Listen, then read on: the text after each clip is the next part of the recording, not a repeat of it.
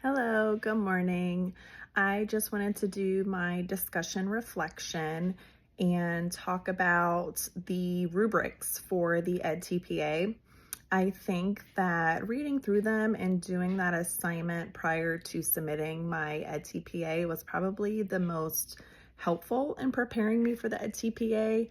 As I read a little bit more about the EdTPA and kind of familiarized myself with the different tasks, which for me was a little challenging because I've just been doing language arts for so long, but with like the math tasks and stuff like that. I just found that really kind of breaking down each aspect of the rubric helped me complete that assignment.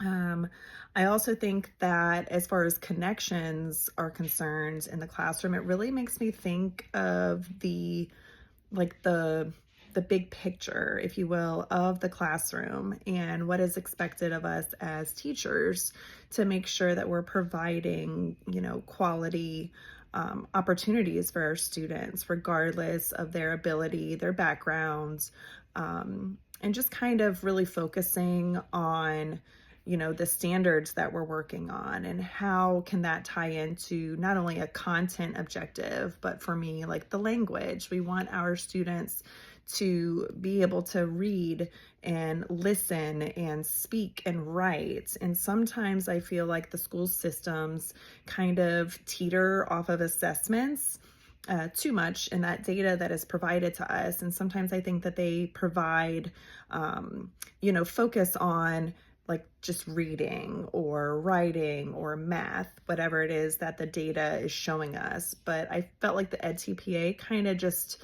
gave us an opportunity to really focus on each aspect and make sure that all of them were incorporated into the learning process for us. The biggest aspect, I think, of student teaching for me that had the biggest impact on my life was just being able to work with a grade that I don't typically work with. Being an ESOL teacher, I do split that expectation with other teachers, but this year being able to do it with student teaching and doing other, content areas such as social studies, science, and math, and being able to see the second grade, because normally I'm only with like the very littles in kindergarten or, the fourth and fifth graders, helping them through their SOL processes and such. But I really had an opportunity to work with my language learners and struggling students together to see what each of them could do to support one another.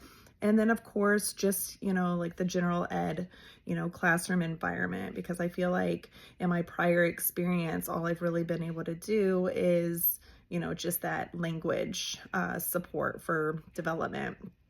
And yes, I definitely feel prepared to lead in my own classroom. I'm really excited. I'm already a teacher per se, but just being able to do this master's program and learn from different aspects of, with my practicum, my student teaching, and everything that it's kind of, brought in full circle with all of the requirements of these courses. I really do think that I'm going to be a great leader. I'm ready to kind of bring in, all the fun ideas that I've learned, the feedback I've received from others that are taking the courses through discussions and really implementing, what I'm here to do, what is my why, and making sure that in that process, I also keep my Christian heart at the forefront of all of that. So thank you so much. I really look forward to being able to implement everything that I've learned, and I appreciate